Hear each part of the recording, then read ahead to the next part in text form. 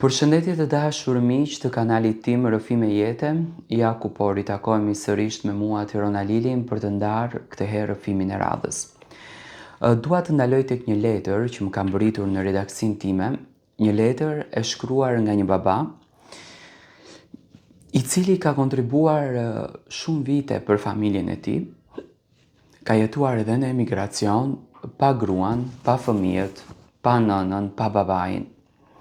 Nuk ka qenë prezente edhe në vdekjen e tjatit, vetëm e vetëm për t'ju siguruar fëmijëve të tij një jetë më të bukur, por fëmijët e dërgojnë babain në azil. Përshëndetje Tiranë. Të rosh ashtu siç e ke emrin. Faleminderit. Po ta shkruaj këtë letër me duart që më dridhen. Jam një baba që mos qofsha kur baba. S'kishte gjë më të bukur që të marrësh emrin baba. S'kishte gjë më të mirë që të marrësh emrin baba. Unë arrita që të marr emrin baba, por nuk mu vlerësua ky epitet. U martova në moshën 21 vjeç. Me një grua që tërë jetën ka qenë e mrekullueshme. Ka patur një qëndrim që e gjithë lagja dhe farefisja kishin lakmi. Gojë ëmbël, fjalë pak, shumë e qetë dhe shumë e dashur.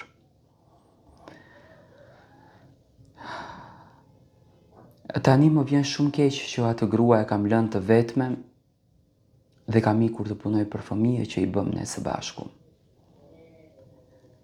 Kur na lindi djali i parë, ne u gëzuam shumë. Ishim prindërit më të lumtur në botë. Tërë natën nuk flenim duke e parë djalin na merr frym. Kishim frikë se po t'i ndalej fryma një sekond, ne na kapte paniku. Ditët kalonin, fëmijët po rriteshin, e hallet po shtoheshin. Unë i bëra 4 fëmijë. 3 djemë dhe një vajzë.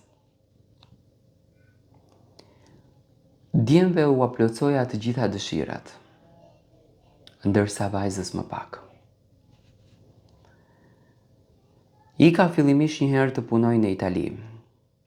Më pas nga Italia kalova në Gjermani. Punoja si i çmendur nga e hëna në të diel fare pa pushim.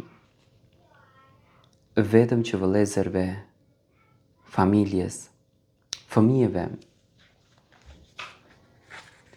t'y plotësoheshin dëshirat dhe të ishte jeta e lumtur. Jetova 36 vite në Itali dhe Gjermani. Nuk arrita dot t'ja bëj dokumentat gruas, por e mora 4 herë atje. U ktheva në shtëpinë time shumë i vjetër, 60 ca vjeç.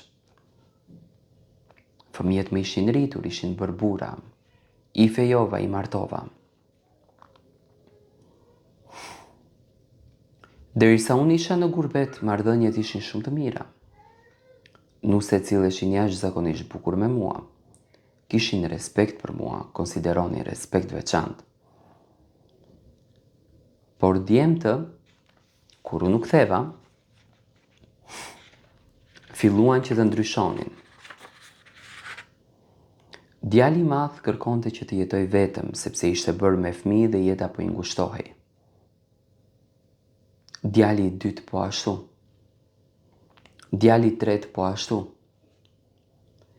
Dhe mua më lanë vetëm në shtëpinë që e ndërtova me mishe me thonjë, 4 katëshe shtëpi për ato fëmijë, edhe filluan më të mos të interesohen për mua. Ai që filloi të interesohet për mua në ditë të vështira, kur unë po pleqëroja më, ishte dhëndri im, buri i vajzës. Vajza më jeton në Francë. lartësia e bën të vetën. Normalisht nuk mund të jetë çdo herë kur unë kam nevojë. A fëmijët i kam këtu në qytetin ku më kanë sjellë në azil. Fatkeqësisht unë rëshkita në akull dimrit edhe e theva këmbën. Dhe prej asaj dite e kam shumë të vështirë të ngritem në këmbë siç duhet. Pasi që nuk kishte se kush të më gatuan në shtëpi, nuk kishte se kush të kujdeset për mua, nuk kishte se kush të më jep ushqimin, vendosën të më binë në azil. Por unë sot kam 3 fjalë për djemtë e mi. Ilirin, Adrianin edhe Besnikun.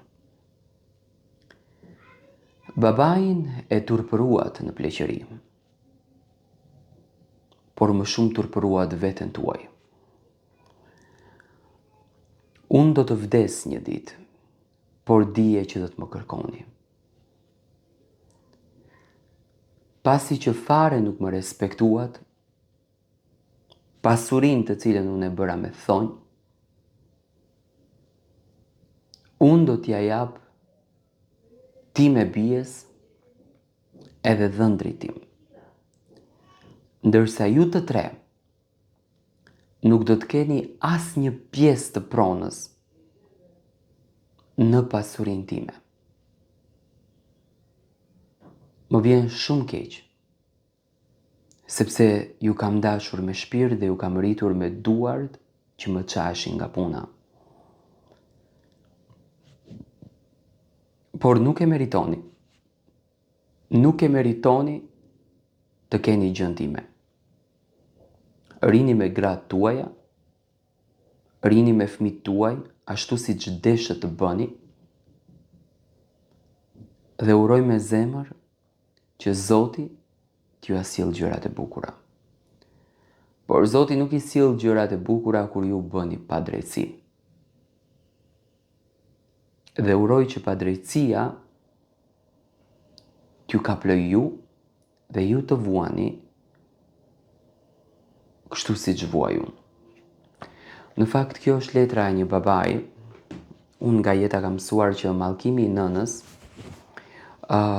edhe nuk të kap sepse është mallkim i kthyeshëm. Por mallkimi i babait është mallkim i rrezikshëm edhe ta shkatron jetën. Dhe mua më vjen shumë keq që ka djemë të cilët i bëjnë prindërit që të jenë në këtë gjendje. Kjo është e dhimbshme.